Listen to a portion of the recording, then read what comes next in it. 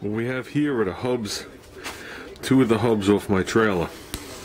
Okay, I have one chocked up in a drill press, clamped down, right through the center hub and out the bottom. So what we're doing is we're taking out these studs, which are grade 8 studs, they're fine, and I'm putting in these ARP studs that I have left over from a project. Okay, as you can see, they're longer, because when I put these hubs on, or even the other hubs that are on there, it requires a very small spacer. I think it's 5/16 I have in there, which isn't that big, but when I put the lug nuts on, it only goes halfway into the lug nut. So I'm not dealing with that. I want to have as much tire clearance as I can have between the backside of these tires and the bolts that are on the trailer springs, because that's where I had my issue last time. They were too close. Okay, and I had the single axle on there. I came off an off ramp, the trailer rocked back and forth, and the bolt went right through the inner sidewall and popped the tire. So I mean, I have tandem axles on there now. The thing doesn't sway at all when I push on it, but still I went with different rims with a different offset, and I'm looking to just, you know, I think the clearance is fine, but I'm looking to get a tad bit more, and if I have the studs, I might as well use them. These are drilled, these are 1/2-inch studs, and the hole that it's drilled to is 1/2 inch, and then they're just, I think they're 10 thousandths bigger, and that gives you the pressed fit. These are going to have to be drilled out to a 5/8 hole. I sat there, I measured them all up with the calipers. With a 5/8 hole, it should have about the same, about 10 thousandths, a little less press fit on it. So that's what I'm going to do. I got them chocked up. I'm going to drill them out, press these in, and these set of hubs will be ready to go. I got all the grease. I already greased the bearings. We'll get these on, because I have 10 of these studs. So this is the cheapest way to go, rather than go out and buy 20 studs. I use these 10, and I'll go buy 10 just like it, or 10 the same length with the smaller knurl. It doesn't matter to me.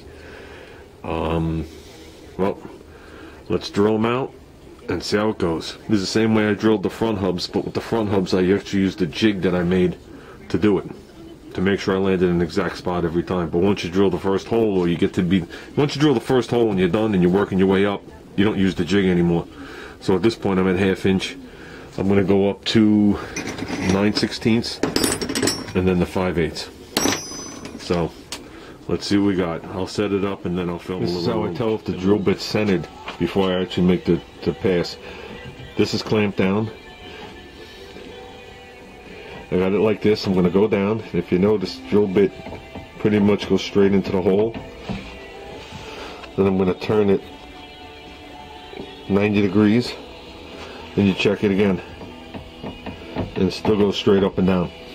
Because if it's off in one direction, I mean, the drill press will wiggle just a little bit, but you're attempting to bore it in that direction, and it can make the hole slightly oblong.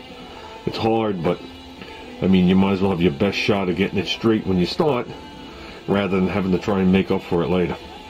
So I'm going to give this a drill and see what we got. It all works out in the good.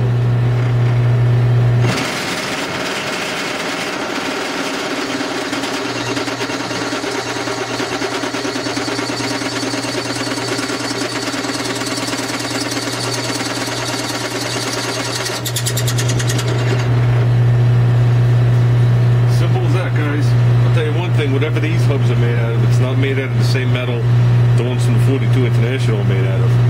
That used to send out curlicues. It was definitely more of a steel. This is more like cast something.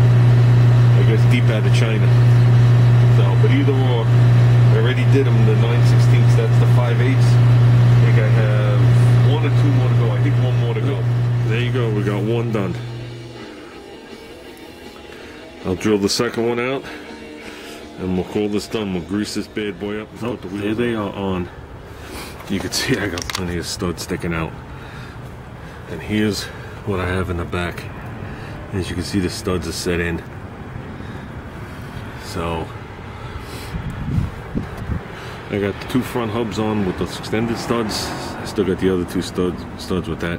Let's see if I can get those studs with that opening so I don't have to re-drill them. If not, I already know what part number these are. And that's what we'll go with.